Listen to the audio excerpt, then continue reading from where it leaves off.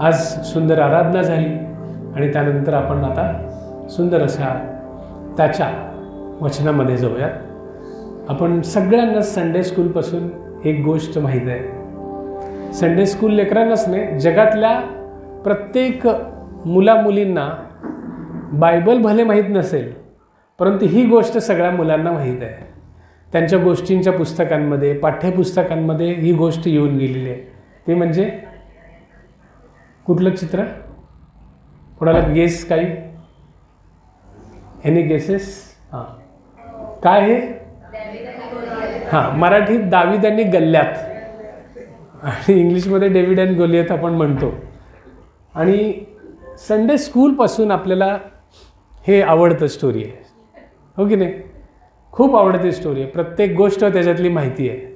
Animated एवढे videos उपलब्ध आहेत यूट्यूबवर, आणि प्रत्येक घरामध्ये छोटं लेकरू झालं की त्याला भरवत असताना मग आपण योनाचे दाखव, नोहाचं दाखव व्हिडिओ, हा तर खूप वेळा दाखवतो।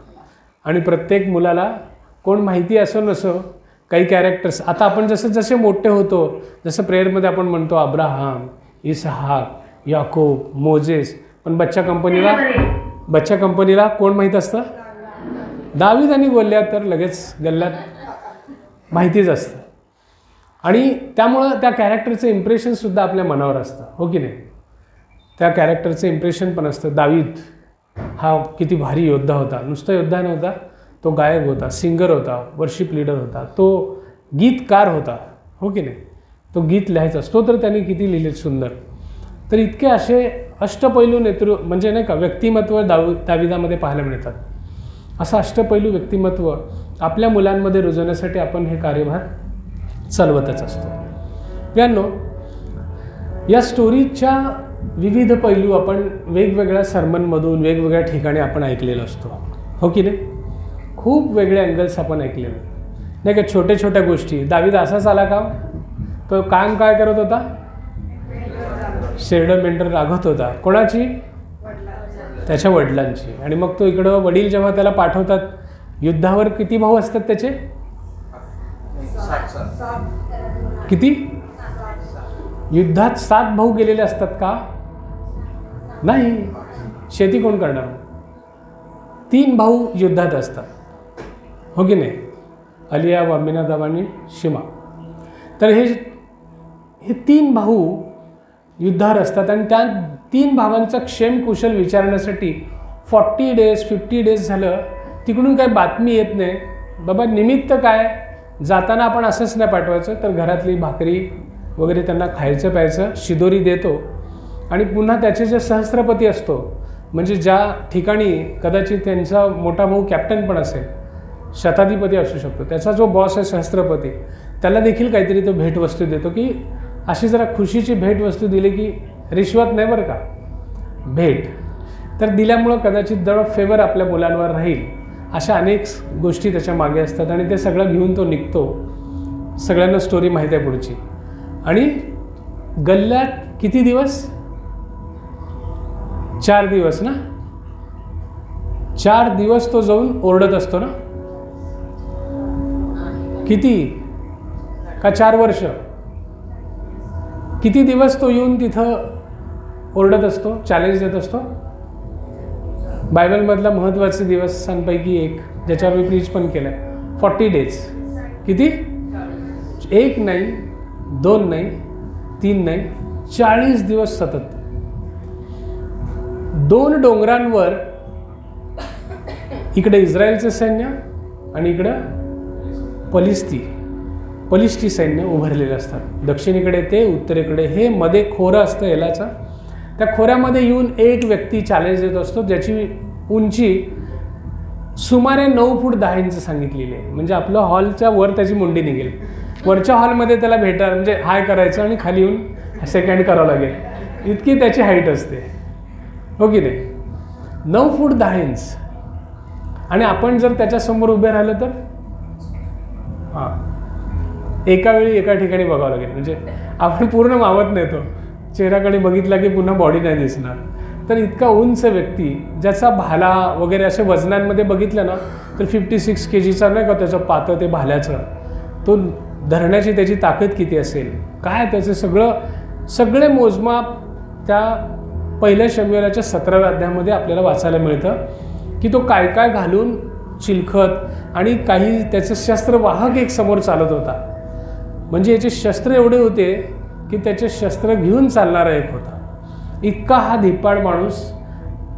पहिल्या दिवशी जे चॅलेंज त्यांनी दिलं फर्स्ट डेला, याला द्वंद्व युद्ध म्हणतात. द्वंद्व युद्ध जे पूर्वापार चालत आलेलं आहे. द्वंद्व म्हणजे फक्त दोघांमध्ये होणारं युद्ध, आणि याच्यामध्ये कमी लोक मरतात. युद्ध चालू झालं असतं तर अनेक लोक मेले असते रोज. द्वंद्व युद्धामुळे एका वेळी एक जण जिंकणार आणि एक जण हरणार. जिंकणारा जो जिंकेल त्या गटाचा विजय मानला जायचा आणि मग त्यांनी समोरचे त्याचे गुलाम व्हायचे. ही अट असायची. म्हणजे भयानकच की हो, मरतील कमी परंतु कायमस्वरूपीचे गुलाम किंवा त्यांच्या जे काही अटी असणार द्वंद्व युद्धाच्या, त्या अटी ते पूर्ण करावं लागणार. तर ही गल्ल्या त्याची अट होती की कुणीतरी असा माणूस पाठवा जो माझ्याशी युद्ध करेल. जर तो मला हरवला तर आम्ही सगळे तुमचे गुलाम, आणि मी जर त्याला हरवलो तर तुम्ही आमचे गुलाम व्हायचं. चॅलेंज दिलं गेलं. फर्स्ट डे, पहिल्या दिवशीच्या चॅलेंजनेच त्याला बघून सगळे गार. हो की नाही? आपल्या बोलीभाषेतले अनेक शब्द आठवून घ्या.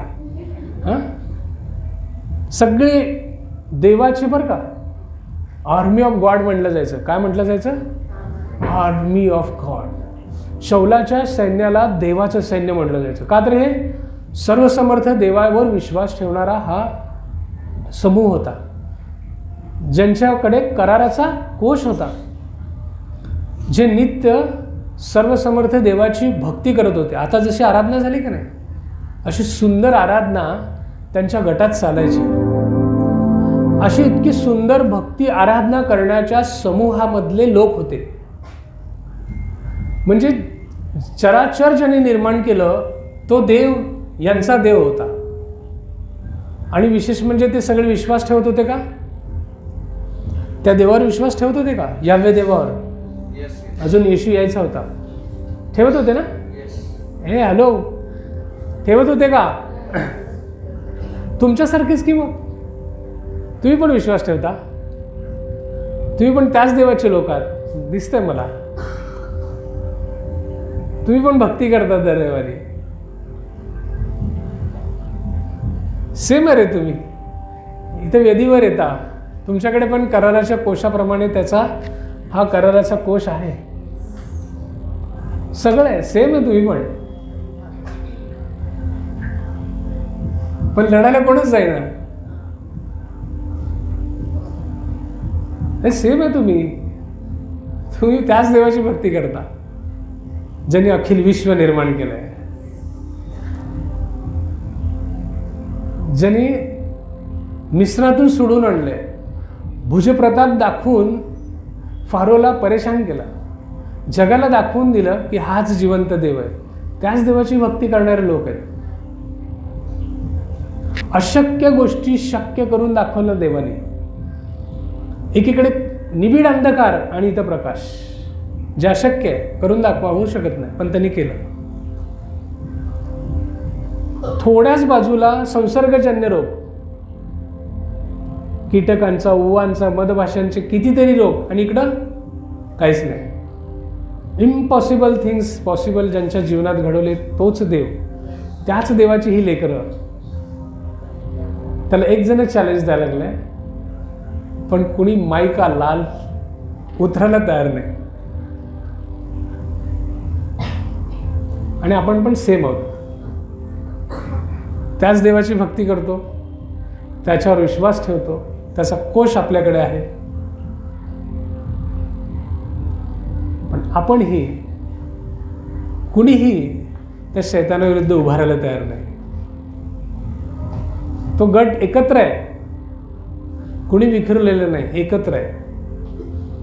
तो येतो, ओरडत आहे, आणि आपण सगळे असं स्तब्ध आहे, चिल्ड झालो नाही का, बर्फासारखे. कोणीतरी चॅलेंज देतं, एखादा कायदा निघतो किंवा कोणीतरी घाबरवतं आणि आपण घाबरून जातो. आणि मग तो देव कुठे आहे? देव आहे ना, मग तो कसा काम करणार? तुमच्या थ्रूच की. देवाला जेव्हा आपल्याला पापातून मुक्त करायचं होतं तेव्हा त्यांनी काम कसं केलं? आपण बायबल स्टडीमध्ये पाहतो, देव काय आहे? आत्मा आहे. आणि आत्म्याचं ज्युरिस्डिक्शन किंवा क्षेत्र हे स्वर्गात आहे. जर त्याला पृथ्वी तलावर, पृथ्वी ही मानवासाठी बनवलेली आहे, स्तोत्र संहितेमध्ये लिहिलं आहे, मानवासाठी दिली आहे, मानवाला दिलेली आहे. इथं शरीर रूप धारण करून असताना काम करू शकतो. म्हणून खुद्द देवाने स्वतः मनुष्य व्हायचं ठरवलं आणि तो आला इथं पूर्ण केला. हो की नाही? म्हणजे माध्यम काय? मनुष्यच आहे की. शेवटी कोणाला तरी उभारावं लागणार. आणि मग कोण उभारलं? कोण उभारलं? बघा, देवाच्या अभिषिक्त म्हणजे नाही का लोक, देवाचे लोक, देव त्यांच्याबरोबर, देवाचं नाव असलेले लोक उभारत आहेत, रोज येत आहेत. त्यांच्याकडे भाले, बर्ची, ढाल, तलवार, नाही बंदुका सोडून फक्त नाही का तीर. जसं स्लिंग शॉटनी दाविदाने मारलं तसे स्लिंग शॉट आर्टलरी कंपल्सरी होतं. खूप अभ्यास केल्यानंतर कळतं की दावीद हा एकटाच स्लिंग शॉट मारणारा नव्हता. It is one of the artillery of that force. आर्चरीसारखं बाण मारणाऱ्यांसारखे ह्या आर्टलरी ग्रुपमध्ये गोफंड मारणारे पण लोक होते. सैन्य जेव्हा समोरून युद्धासाठी यायचं तर पहिला आर्चर मारायचे, मग गोफंड मारायचे. त्याच्याने निम्मे लोक जखमी झाल्यानंतर तसंच पळत जातात एकमेकांच्या सैन्यासमोर. पण तिकडचं सैन्य समोर येत असताना इकडून आर्टलरी फेकत राहायचे. जेवढे मारले जायचे मारले जाईल. मग नंतर द्वंद्व युद्ध सुरू व्हायचं समोरासमोर. लक्षात येत आहे? हे सगळं त्यांच्याकडे होतं. हे सगळं प्रॉपर होतं. आपण खूप छान ऐकतो. तो 17 वर्षाचा होता सुमारे. इथे जे 16-17चे टीनेजर, तो टीनेजरच होता. परंतु खूप सुकुमार जो शब्द आहे त्याच्यातून त्याला नाजूक करू नका. त्याने अस्वलाला फाडलं होतं, सिंहाची आया धरून त्याला मारली होतं. हां, छान जिम विम करणारा मुलगा होता तो, व्यवस्थित शेरडं मेंढर सांभाळणारा मुलगा होता. त्याच्या स्लिंग शॉटनी बसला की जागेवर तो गेला. हो की नाही? असं सुकुमार म्हणले की आपण नाजूक. हां नाही, खूप नाजूक, गोंडस नाही, तांबूस रंगाचा होता, छान उन्हात तप्त होऊन कलर त्याचं टॅन झालेला छान पोरगं होतं. हो की नाही? गोरा गोमटा म्हटलेलं नाही त्याच्यात. तर असा दावीद ज्यावेळेस तो जवळ येतो आणि हे सीन बघतो जे आत्ता तुम्ही बघत होता. देवाचे लोक, मी देवावर इतके सुंदर स्तोत्र लिहिलेले आहेत नाही, छान. आणि देवावर अघात असं विश्वास ठेवणारा माणूस होता. तेही विश्वासणारे होते, हाही विश्वासणारा होता. काय फरक होता? याच्या विश्वासाची पातळी वेगळीच होती. हो की नाही? या स्टोरीमध्ये 4 प्रकारचे लोक आहेत. किती प्रकारचे? अजूनही आपण फेस करत, आपण बघणार आहे शेवटी. याच गटातले लोक आहेत 4 प्रकारचे लोक. एक हा दावीद, ज्याला आपण अभिषिक्त अप्रशिक्षित म्हणूयात. काय म्हणूयात? म्हणजे इंग्लिशमध्ये काय म्हणूया? अनअनटेड अनप्रोफेशनल. अनअनटेड अनप्रोफेशनल. प्रशिक्षित नव्हता तो, व्यावसायिक नव्हता, असं कसलेला योद्धा नव्हता, पण काय होता? अनअनटेड होता. काय जातं? अभिषिक्त होता. याच गटामध्ये दुसरा गट येतो बघा. सगळे अलियाब, अमीनादाब, त्याचा भाऊ शिमा आणि सगळे सैन्य प्रोफेशनल होते, बट अनअनॉइंटेड होते. Second group unanointed professionals. Professionals शब्द आला ना, समजून घ्या सगळं असं युद्ध शिकलेला, मस्त जिम विम केलेले, सगळेच 6 पॅकवाले, असं सगळं सगळं नाही का चिलकत घालून, ढाल बर्ची, प्रोफेशनल्स प्रॉपर बरं का. असं जर ते त्यांच्या भाला जर जमिनीवर आदळलं ना, असा आवाज यायचा प्रॉपर, धाड धाड. किंवा असं तलवार घेऊन असं नाही का, चेरप कसं असतं युद्धातले चेरप, एकतर ते भाला जमिनीवर आदळून एकाच वेळी भूमिकंप झाल्यासारखं चेरप देतात ते आपल्या युद्धाला, किंवा ते ढालीवर असं तलवार मारून धाड धाड धाड. तुम्ही जर युद्धाच्या प्रसंगी जर कधी आर्टलरीमध्ये म्हणजे नाही का इन्फंट्रीच्या सोबत असलात तर ते थरकाप तुम्हाला ऐकायला मिळेल. घाबरतो आपण. मग इतकं जबरदस्त प्रोफेशनलचा दुसरा ग्रुप होता. पण अनॉइंटिंग होतं का? नाही. विश्वास होता, अभिषेक नसलेले प्रशिक्षित लोक होते, त्यात त्याचे भाऊ 3 आणि सगळे सैन्य हे या गटात मोडणारे होते. तिसरा एक गट होता, तो काय होता? X anointed. एकेकाळी कधीतरी अनॉइंटिंग झालं होतं शौलवर, आणि त्या शौलाने तो अभिषेक गमावून ठेवला अवज्ञा करून. लक्षात येत आहे? तिसरा गट. आणि चौथा गल्ल्यात आणि पूर्ण त्याची टीम बलिष्ठी लोक कसले होते? Anti anointed professionals. Anti anointed professionals, अभिषेकाच्या विरोधात काम करणारे पण कसे होते? प्रोफेशनल. तिसरा पण गट प्रोफेशनल होता पण एक्स अनॉइंटेड होता, कधीतरी त्यांच्यावर अभिषेक झालेला. लक्षात येते? हे 4ही लोक त्या ठिकाणी एकाच ठिकाणी होते, देव तोच होता, पण काम कसं झालं तुम्हाला सगळ्यांना माहीत आहे. त्यांनी ते गेला ओहळातून 5 गोटे घेतले, एक माणूस 5 गोटे. निशाणा कच्चा होता का? एकच शॉटमध्ये त्यांनी त्याला खाली पाडलं. मग प्रॉब्लेम काय होता? संशय होता का स्वतःवर?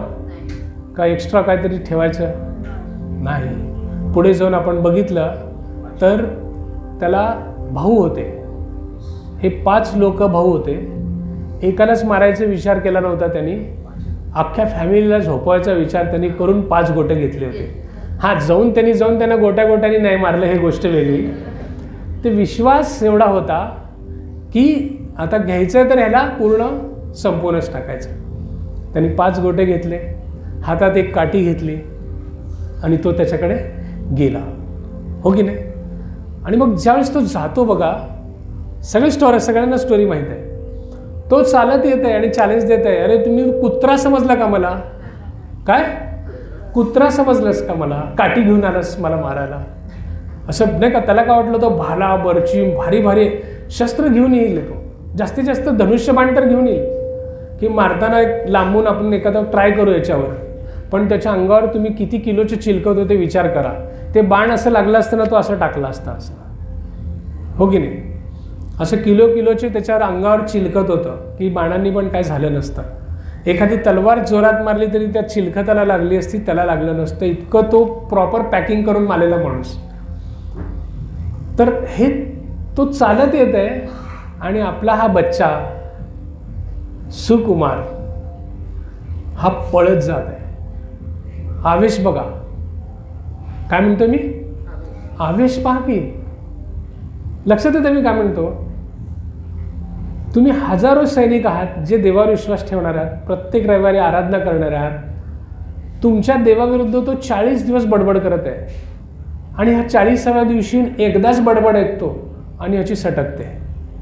देवाविरुद्ध हा बोलणारा कोण आहे? त्याचे वाक्यात बघा, डायलॉग ऐका तुम्ही. 1 शमूएलच्या पुस्तकात 17व्या अध्यायात घरी जाऊन वाचा. हा बेसुंती कोण आहे जो आपल्या देवाविरुद्ध बोलत आहे? आपल्या भाषेत त्याला बघतो जाता. आणि सेम तो आवेश बघा, तो चालत येत आहे आणि ह्याला घाई किती त्याला मारायची भीती आहे का? जरा तर जरा. हा तर फरक आहे ना, हा तर फरक आहे. अनॉइंटेड अनप्रोफेशनल, अभिषिक्त पण प्रशिक्षित नसलेला दावीद हा बघा, सगळ्या प्रोफेशनल्स, बिगर अनॉइंटेडवाले, एक्स अनॉइंटेडवाले आणि अनॉइंटेडच्या विरोधात काम करणारे सगळ्या 3ही गटात प्रोफेशनल होते. त्यांच्यापेक्षा भारी ठरला का? तर सगळ्यांमध्ये कुठली समस्या होती? सगळं सैन्य 40 दिवस सहन करत होतं. रोज नाही का तलवारीला धार लावायचे आणि येऊन उभारायचे आणि तो ओरडला की थरथर कापायचे.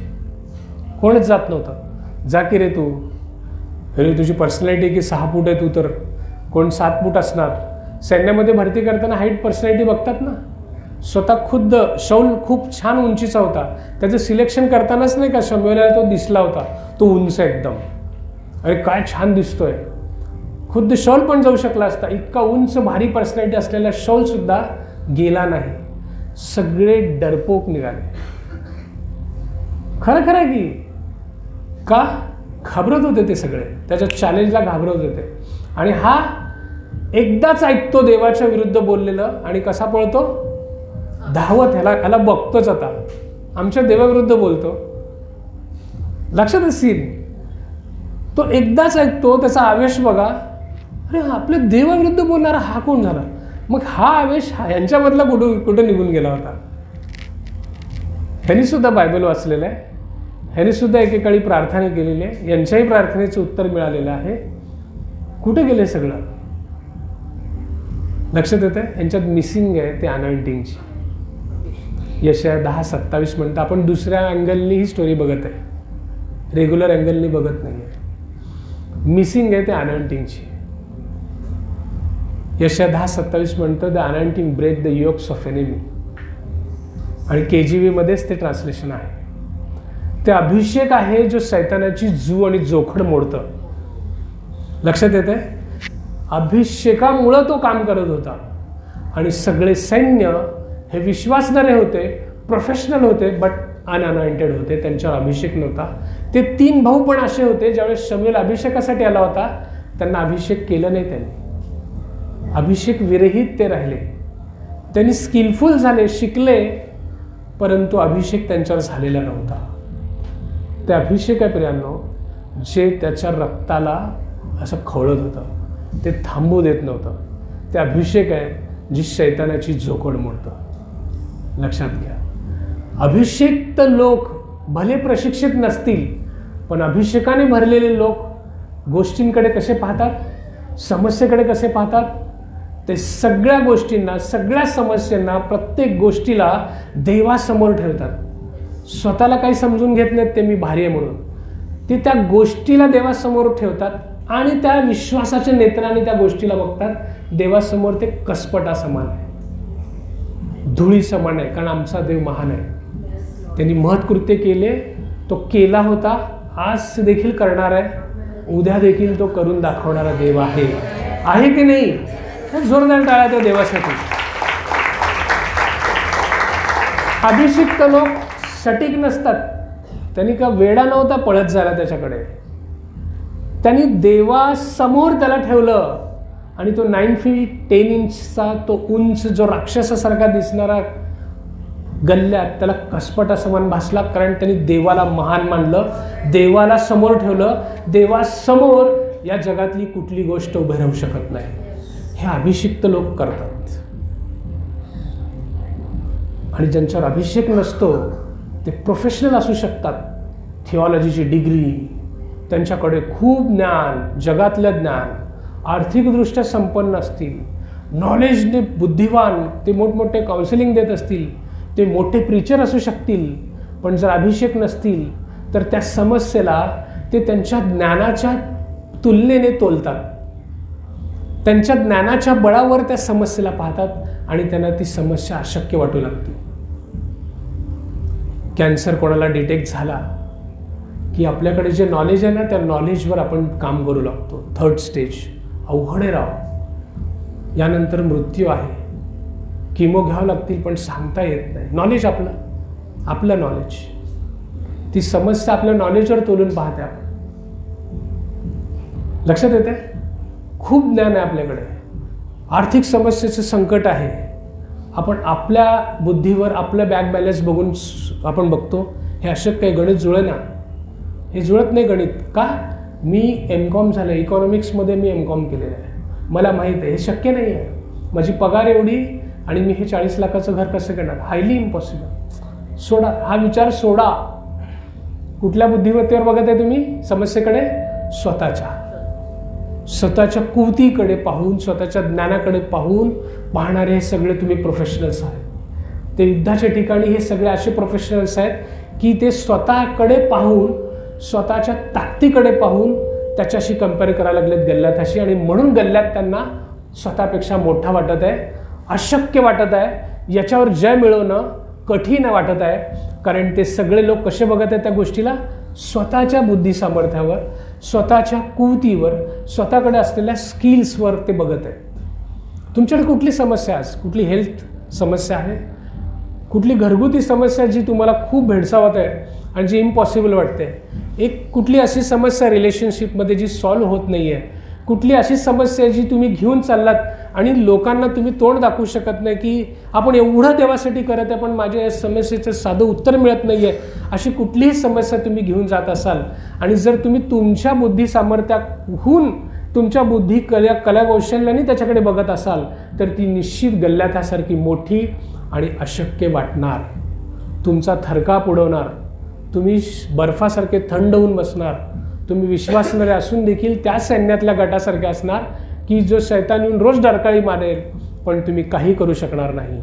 असे मंडळीतले लोक व्हाल जी मंडळीत रोज आराधना घडेल, ज्यांचा विश्वास देवावर आहे, ज्यांच्याबरोबर देव आहे, परंतु तुम्ही तुमच्या बुद्धीने त्या समस्येकडे पाहतात. एखाद्याचं खूप पैसा कुठून अडकला असेल, एखाद्याचं घर जमीन जायदाद कुठं अडकली असेल, कोणाची फॅमिली म्हणजे वैवाहिक समस्या असतील जी खूप क्लिष्ट झाली, आता कोणी सोडवू शकत नाही, कुठला काउन्सिलर येऊन सोडवू शकत नाही, आता डायव्हर्सशिवाय पर्याय नाही किंवा आता ह्याच्याशिवाय पर्याय नाही, अशा अनेक गोष्टीतून तुम्ही चाललेले असाल तर तुम्ही त्याच गटातले लोक आहात जे तिथं 40 दिवस त्याच देवाची भक्ती करणारे लोक आहेत, जे देव त्यांना मिस्रातून सोडून आला होता, जो देव अशक्य गोष्टी शक्य करणारा होता, जो स्वर्गातून मान्ना पुरवणारा देव, त्या देवाचे ती लोक होती. परंतु ते सध्याला स्वतःच्या बायबल वाचनाच्या स्वतःची जी बुद्धिमत्ता आहे, त्यांना जे बायबल समजलं, त्यांना जी कुवत देवाने दिली, त्या कुवतीने त्या समस्येकडे जर तुम्ही पाहत असाल तर ती नेहमी नेहमी आणि नेहमी तुम्हाला मोठी आणि अशक्यच वाटणार.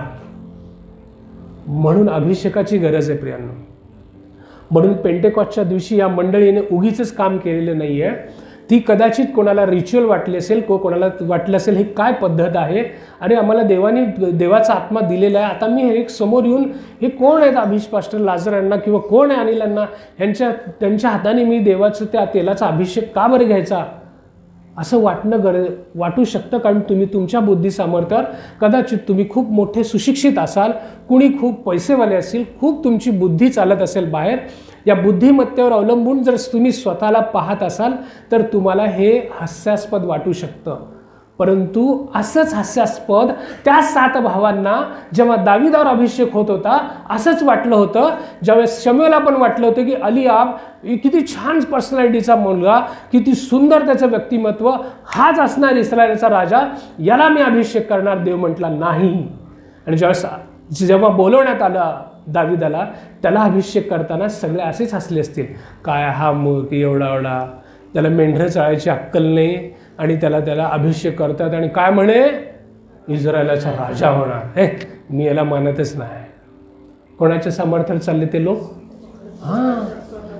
ज्यांनी डोळ्यांनी अभिषेक झालेला पाहिलेला आहे ते आज देखील रणांगणावर ज्यावेळेस ते क्षेमकुशल विचारायला आलेल्या भावाला म्हणतात, तू इथं शहाणपणा करायला आलात, तुला ना खूप आपल्या भाषेत तुला खूप नाही का आगाऊपणा करायची सवय आहे, तू निघ इथून. मेंढरं कोणाला दिला तू? एवढा शहाणपणाचे शब्द त्याच्या भावाने बोललाय की ज्यांच्या डोळ्यासमोर त्या व्यक्तीवर अभिषेक झालेला आहे इस्रायलाचा राजा म्हणून एखाद्या विश्वासाने म्हटला असता, नाही मी विश्वास ठेवतो त्या देवावर ज्या अभिषिक्त सेवकांनी, अभिषिक्त सेवक होता शमूएल, अभिषिक्त सेवकांनी अभिषेक केलेला माझ्या भावावर मी विश्वास ठेवतो की हा इस्रायलाचा राजा आहे. आणि राजा म्हणून जर त्याला पाहिलं असतं तर तो म्हणला असता, हां बोल राजा, तुला काय वाटतं, सन्मान दिला असता त्याने. पण आपण विसरतो प्रियांनो. तुम्ही जज करता, तुम्ही इथल्या वर्शिप लीडरला जज करता, तुम्ही बाहेरच्या प्रीचरला जज करता, तुम्ही वेगवेगळ्या पास्टरांना जज करता, का तर तुमची बुद्धीवर तुम्ही विचार करता, हे असं वागतो, त्याचा हा इथं अवगुण दिसतो. दाविदाचे त्याला अवगुण दिसले की हा चोंबड्यासारखा विचारत बसतो. तो एकदा विचारला का हो, परत दुसरीकडे जाऊन विचारला, ह्याला मारल्यावर काय मिळेल, हे निघतो का तू, आत्ताच ऐकला ना, तो यांना म्हणला अरे जाऊ दे दुसरीकडं. ह्याचा आगाऊपणाचा स्वभाव मला माहीत आहे. असं आमचे आगाऊपणाचे सगळे स्वभाव तुम्हाला माहीत असतात, बाहेर इकडं तिकडं. तुम्ही त्याच्यावर तुमच्या अभिषिक्त सेवकांना जज करू लागता, त्यांच्यावर अनएंडिंग आहे हे विसरता आणि त्यांच्या सवयांवर, त्यांच्या कमकुवत, कारण कोणीही समोर असलं, चंद्र इथून लांबून सुंदरच दिसतो पण जेव्हा जवळ जातो त्याच्यावरचे डाग दिसल्याशिवाय राहत नाहीत. तसं आम्ही देखील मनुष्य आहोत. जेव्हा तुम्ही आमच्या समीप येता, जवळ येता, सारखे जवळ येता, तेव्हा आमच्यातल्या सुद्धा कमी घटी दिसू लागतात. पण त्या कमी घटींना दिसून जर तुम्ही आम्हाला जज करून त्या अभिषेकाला जर विसरलात तर तुम्ही सुद्धा त्या प्रोफेशनलसारखे खूप प्रशिक्षित व्हाल, खूप ज्ञानी व्हाल तुम्ही, परंतु अनाइंटिंग गमवलेले त्या भयभीत सैन्यातला एका गटातले लोक व्हाल, ज्यांचा विश्वास देवावर आहे, जे देवाचे लोक आहेत, परंतु त्यांच्या हातून एवढं सुद्धा पान हलणार नाही. आयुष्यभर तुम्ही देवाची भक्ती करणार, स्तुती करणार, मंदिरात येणार, पण तुमच्या हातून गल्ल्यात सोडा, गल्ल्यात त्याला शिवी द्यायची, गल्ल्यात त्याला देवाच्या नावाने, तो त्याच्या देवाच्या नावाने आपल्या देवाच्या नावाला शिवी देत होता, परंतु तुम्ही त्याला साधं टरकून विचारायची तुम्ही हिंमत करणार नाही. आयुष्यभर असंच भित्र जीवन जगत स्वर्गामध्ये प्रवेश करणार. असे विश्वासणारे होऊ नका, कारण ते विश्वासणारेच होते, बरं अनअनाइंटेड नव्हते. आणि जो अनअनाइंटेड होता त्यात दावीदाला त्यांनी अगदी फालतू मानलं होतं त्याने. लक्षात घ्या. So unanointing breaks the yoke of enemy. तो अभिषेक आहे, तो शैतानाची जोखड मोडतो. आम्ही जेव्हा जातो ना, आम्हीच म्हणत नाही, जगातले सर्व सेवक ज्यांच्यावर अभिषेक झालेला आहे सेवक ते म्हणत आहे. तुम्ही पण सेवक आहात, पण तुमच्यावर देवाचा अभिषेक आहे की नाही आज चेक करून पहा. का तुम्ही शौलासारखे अभिषेक गमावलेले आहात? का अभिषिक्त आहात? का पण अभिषिक्त नसलेले परंतु प्रशिक्षित, खूप सुज्ञ, पैसेवाले, खूप ज्ञानी असे लोक आहात? चारी गटातले तुम्ही कुठं मोडता ते पहा, स्वतःला तपासा. आणि ही गरज आहे प्रियांनो, कारण काम तिथंच होणार. तो आवेश तेव्हाच येणार ज्या अभिषेक असेल ना, तर रक्त खवळतं देवाच्या कामासाठी, तर तुम्ही द्वेषाने उठता आणि देवाचं काम करू लागता, तर उठता. तुम्हाला सांगावं लागत नाही खुर्ची मांडा, तुम्ही हे करा ते करा, देवाची इव्हँजलिझमसाठी तुम्ही बाहेर जा, नाशात चाललेल्या माणसाला तुम्ही सुवार्ता सांगा, हे सांगायची गरज लागत नाही प्रियांनो, कारण तो आवेश गप बसू देत नाही. ते अनॉइंटिंग रक्त खवळतं, तो अनॉइंटिंग असतं, ते काम करणं भाग पडतं. आणि तो माणूस बाहेर पडतो ना जेव्हा कॅन्सरयुक्त पेशंट असतो ना, ज्यावेळेस अनेक सेवकांची मी नावं ऐकतो, का बरं? त्यांच्यावर तो अभिषेक आहे. जेव्हा कॅन्सरयुक्त पेशंट असं तो हात ठेवतात आणि ते बरे होतात. भयंकर रोग घेऊन युक्त आता आंधळे येतात आणि ते बरे होतात. आज देखील ते चमत्कार होत आहेत. का होत आहेत? तो अभिषेक काम करतो. तो व्यक्ती महत्त्वाचा नाही. दावीद कसा दिसतो, तो तांबूस रंगाचा होता, तो किती वर्षाचा होता, नाही का आपण जज करायला लागतो. आता मी जर मताने आंटीकडे गेलो तर त्यांचे माझ्यापेक्षा डबल त्यांचा एज आहे, परंतु जर त्यांनी मला एजवर डिफर केलं तर ते काहीच आशीर्वाद मिळवून घेऊ शकणार नाहीत. पण जर त्यांनी त्या सन्मान ठेवला की देवाचा सेवक इकडे आलेला आहे आणि तो माझ्यासाठी प्रार्थना करणार, हा महत्त्वाचा नाही, याच्यावरचा अभिषेक महत्त्वाचा आहे. आणि ते माझे शैतानाची जोखड मोडणार, मला आरोग्य त्या अभिषेकातून मिळणार. आणि त्यांनी ते केलं आणि त्यांनी प्राप्त केलं. फक्त तो दिवस यायचा आहे, ते प्लास्टर निघणार आणि ती बेन पुन्हा नाचणार, पुन्हा गुडघ्यावरून परमेश्वराची भक्ती करणार. हे तुम्ही विसरू नका प्रियांनो. या 4 गटात आपण कुठे मोडतो हे लक्षात घ्या. ते अनॉइंटिंग आहे जे काम करतं. मंदिरात असे अख्ख्या असंख्य लोकांचा समूह आहे, काय खोळून बोलत असा. म्हणजे विचार करा, आपण रोज असं कितीतरी कायद्यांविषयी, कितीतरी होणाऱ्या अन्यायाविषयी आपण रोज बोलतो. असं झालं पाहिजे, तसं झालं पाहिजे, हे करू ते करू. फक्त बोलतो आपण, फक्त बोलतो. अनअनाइंटेड बट फेथफुल. बरं, फेथ ठेवणं, विश्वासणारा अभिषिक्त, विश्वासणारा अभिषिक्त नसलेले, या दोघांमध्ये संघर्ष आहे. म्हणजे दोघं विश्वासणाऱ्याच गटातलेत, पण अभिषिक्त नसलेला अभिषिक्त असलेला यांच्यामध्ये आजपर्यंत कुरघोडी चालू आहे. बाहेरचे मारायची गरज नाही आपल्याला. त्यांनी खूप निवांत आहेत, त्यांनी आपल्याला सगळं, हे देवाचे लोक आहेत, ते शांत लोक आहेत बघा. मग आत कुठं चालू आहे युद्ध? अभिषिक्त आणि अभिषिक्त नसलेले विश्वासणाऱ्यांमध्येच चालू आहे. कोण दावीदाला पिटावून लावत होते? विश्वासणारेच, पण अभिषिक्त नसलेले. त्याचा भाऊ, अरे तू घरी जा, उगी ते नखरे, तुला सीन बघायचं आहे, कसं चाललं युद्ध हेच मला माहीत आहे, तू चाललंय कल्टी मार इथून, या भाषेत ते बोलत होते. खरं की नाही? असंच आज मंडळीमध्ये चालू आहे. बाहेरचे आपल्याला धुवायची गरजच नाही. तुम्हाला जे लुटलेत ना ते तुमचेच आहेत. आम्ही तो लुटले आपले. हीच डायलॉग आहे प्रत्येकाच्या तोंडात. सर दुसरे नाही हो, सर दुसरे नाही, ह्या चर्चमधली ती बहीण, त्या चर्चमधला तो भाऊ, माझा भाऊ, माझी बहीण, दुसरे लुटायची हिंमतच नाही, कारण का देवाचा अनुग्रह तुमच्यावर आहे. ते तुम्हाला टच करू शकत नाही. हे आतल्या आतच चालू आहे. जे दाविदाला सोडले नाहीत, तुम्हाला काय सोडणार? हो की नाही? हा गोंधळ जगाच्या तेव्हापासून आजपर्यंत चालू आहे. या 2 गटातच जास्त गोंधळ चालू आहे. अनअनॉइंटेड वन आणि unanointed professionals, but both are believers. वा, भांडत राहा. आजपर्यंत चालू आहे. आमची चालू आहे. एक जण सुज्ञता दाखवतं, पण दुसरा दाखवायला तयार नाही. हो की नाही? एखाद्याला क्षमेची टोचणी येते, तो क्षमा करतो, त्याला म्हणतो सॉरी भाऊ, त्यांनी कठीण अंतर करायचं, लाद घालतो, चल नाही. हां, मग देवाला विचारतो, देवा मला क्षमेचं टोचणी आली, मी जाऊन त्याला क्षमा मागितली, पण तो त्याने मला लाद घातली. मग आता ह्याच्या पुढे ह्यानी पण कठीण अंतर करून घेत आहे. ह्याच्या पुढे आता मला सांगितलेलं आहे, एक घाल पुढं केल्यानंतर दुसरा कर, तिसऱ्यांदा सांगितलेलं नाही. आता मी जे करायचं आहे, माझ्यातला आदामाला जिवंतच करतो. आता तू येच. मग त्याला जेव्हा टोचणी मिळते, तेव्हा हा आदाम कठीण हृदयाचा होऊन बसलेला असतो. आणि हेच 2 विश्वासणाऱ्यांमध्ये आजपर्यंत चालू. हा पहिल्यांदा टोचणी मिळालेला शेवटपर्यंत त्याच स्टेजमध्ये राहत नाही. कारण बाजूचा पण सांगतो, ए लय झालं रे, याच्या पुढे क्षमा मागायला जाऊ नको, मस्ती आले त्याला, तू शांत राहा, त्यांनी येऊ दे मग बघू. म्हणजे आपला आदाम जागच झाला ना, कुठेतरी होताच नाही का, असं बाहेर यायचं फक्त बाकी होतं. आणि शैतानाला म्हणून सध्याला शैतान आणि त्यांची गँग मस्त बिर्याणी खात बसलेली असतील. त्यांना काही कामधंदा नाही. कारण आपले विश्वासणारे लोकच आपल्या विश्वासणाऱ्या लोकांमध्ये मारामारीमध्ये एवढे मग्न आहेत की त्यांना कामच नाही. त्यांनी जेव्हा परमेश्वराकडे योबासारखं व्हिजिट करायला जातील, कुठून फिरून आला रे, आलो इकडून या चर्चमधून, त्या बांधवांमधून, या मिशन कंपाऊंडमधून आलो. हां, काय मग चर्चा काय? मला काय पण काम नाही साहेब, काय पण. आमची ख्रिश्चन म्हणते का पण नाही बघा, त्यासारखं तिथं जाऊन ते शैतान म्हणणार काय पण काम नाही सर. का रे का? त्यांच्यातच चाललंय, मला एक्स्ट्रा काम करायची काहीच गरज नाही.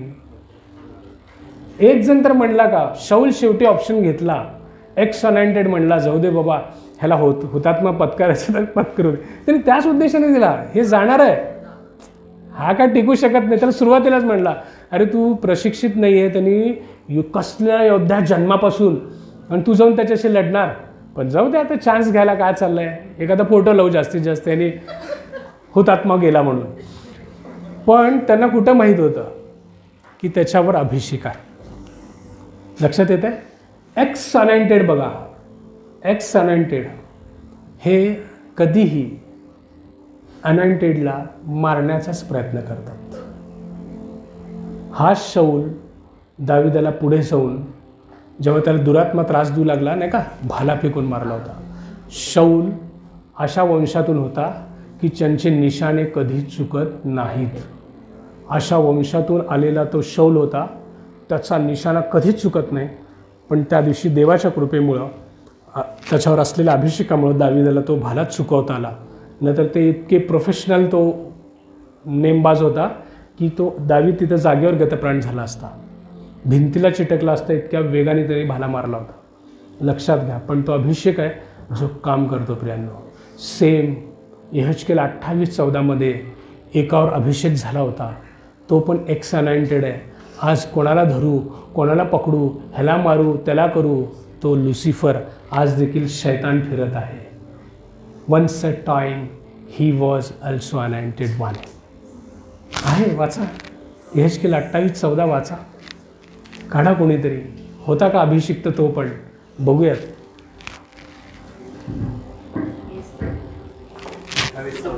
येस, 28:14.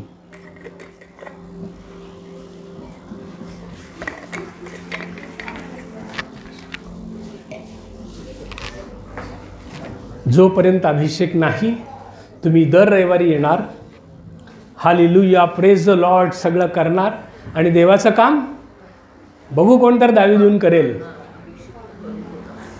आपल्याला कुठं काय करायचं आहे, सुवार्ता गाजवायचे का काय करायचं आहे? वाचा.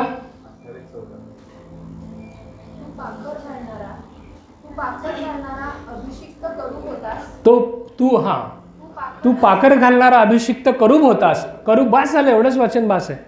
तू पाखर घालणारा कसला करूब होतास? अभिषिक्त करूब होतास. तो कधीतरी अनॉइंटेड होता, पण आज एक्स अनॉइंटेड बसलेला आहे, जसं शौल रिप्रेझेंट करत आहे. लक्षात येते? इथं सेम प्रियांनो, इथं सेम ज्यावेळेस दावीद जाऊन त्या गोफणीतून मारला, त्या गोफणीला पॉवर कोणी दिली हो? अभिषेक असं काम करतो ना, तुम्ही सोडलेल्या एखाद्या टाचणीनी पण तो शैतान मरेल.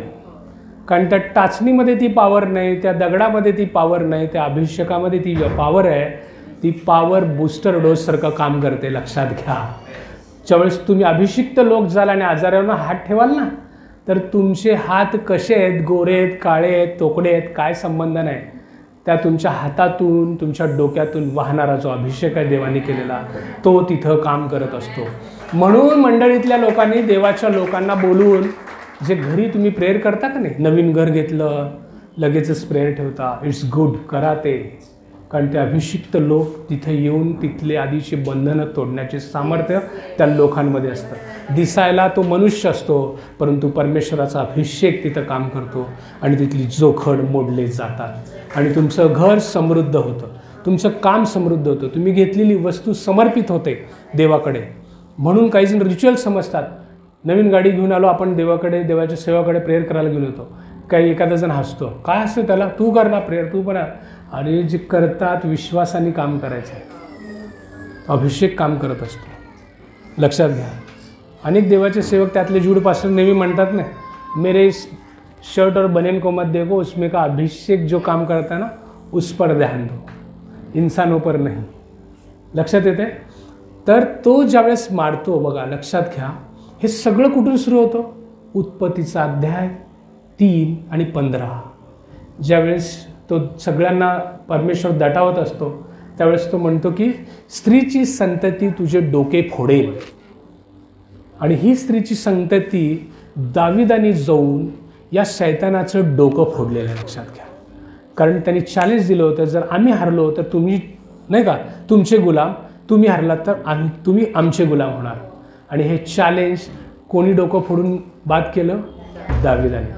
हे अभिषिक्त आहे, अनॉइंटेड वन अभिषिक्त होता. सेम एक अनॉइंटेड वन पुन्हा 1,500-2,000 वर्षांनी आला. येस, सेम शैतान चॅलेंज करत होता. ते हरले की ते सगळे माझे गुलाम, तो हरला तर, आणि मी हरलो तर आम्ही सगळे तुझे गुलाम. मग कोण जिंकलं त्या युद्धामध्ये? इकडं एका स्ट्रोकमध्ये त्याचं डोकं ह्यांनी फोडलं. क्रूस खांबावर पण एका शॉटमध्ये प्रभू येशू ख्रिस्तानी शैतानाचं डोकं ठेचलेलं आहे. त्याच युद्धावर, त्याच जय मिळवल्या गोष्टीवर आज आपण विजयी आहोत. आणि कोण गुलाम आहेत आपले? कोण गुलाम झालं मग? क्रूस खांबावर पूर्ण केलेल्या कामामुळे आज चाव्या कोणाकडे आहेत? हां, पण आपण ते छल्ल्यासारखं फक्त घेऊन हिंडत आहे.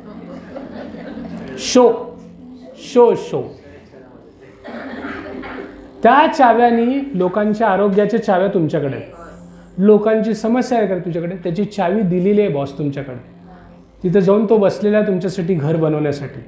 तुम्हाला अधिकार दिलेले आहे त्या सगळ्या गोष्टींवर, आणि हा व्यक्ती फक्त चाव्या घेऊन हिंडत आहे. करू नका. आणि विश्वासणाऱ्याचं तर काम अजिबात करायला जात नाही. शेजारच्याचं विदर्भी लोकांचे ॲप्रिसिएशन मिळवण्यात धन्यता मानणारे आपण लोक. अरे पहिला स्वतःच्या घरात पुण्यकर्म करा, स्वतःच्या घरातल्या लोकांची काळजी घ्या. आईवडिलांना टाकून, सासू सासऱ्याला टाकून आपण दुसऱ्याची नाही का अनाथ आश्रमामध्ये जाऊन इकडं तिकडं सेवा करून फोटो घेऊन वा वा किती दानशूर, वा रे वा करा रे. ते हे करण्याबद्दल काय नाही, पण घरात ना आधी तिथं सासू विवळत बसलेली आहे, बाप विवळत बसलेला आहे, बापाला भूक लागलेली आहे, त्याच्या जेवणाची काळजी नाही, आणि फोटोसाठी टिफिन बॉक्स घेऊन अनाथ आश्रमामध्ये बंधू हजर. ते करण्याबद्दल माझं काहीच म्हणणं नाही. ते करा. तुम्हाला सत्कर्मासाठीच निवडलेलं आहे देवाने.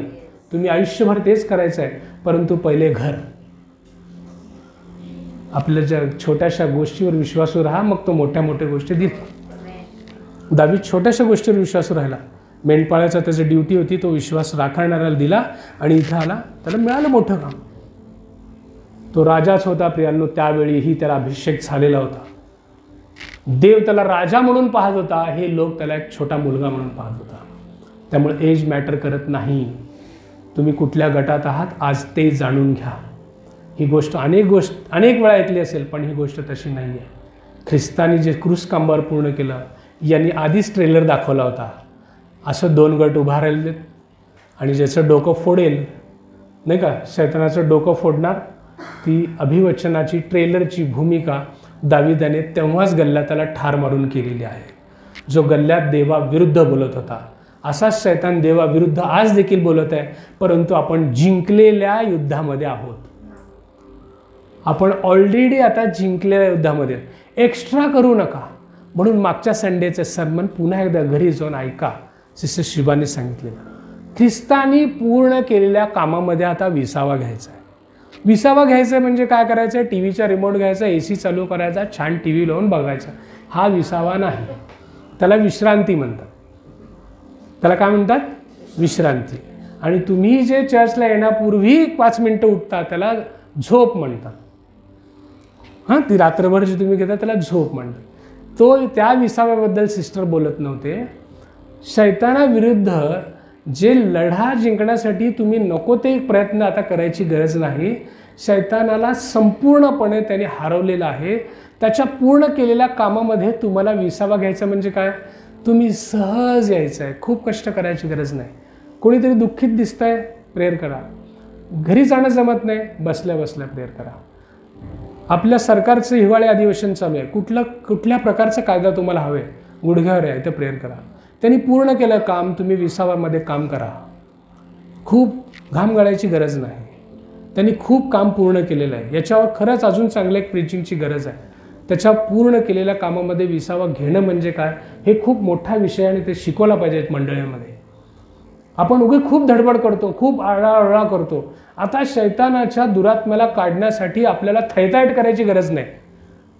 ही येशूच्या नावामध्ये ओरडाओरडी आजूबाजूची समजणार, त्याला शैतान आहे का, ह्याच्यामध्ये शैतान आहे, हा प्रश्न लोकांना पडलेला आहे. त्यांनी पूर्ण केलेल्या कामामध्ये तुमचा जो अभिषेक आहे, तुम्ही दिलेल्या मुखामध्ये सामर्थ्य, तुम्ही एकदा जरी म्हणलात येशूच्या नावामध्ये मी सांगतो निघ, विषय संपला. डोळ्याला दिसो अथवा न दिसो, तसं म्हटल्यावर पण इवळत पडलेल्या माणसाला बघू नका. घरी जाऊन धन्यवाद द्या, जेवा. पूर्ण केलेल्या कामामध्ये विसावा घ्या. त्याला राहता येत नाही. जेव्हा येशूचं नाव घेतलं जातं त्याच्या पुढे काहीही चालत नाही, काहीही चालत नाही. लोकांना काय वाटतं की खूप लॉंग प्रेयर करणारा, हां हे पास्टर बरोबर.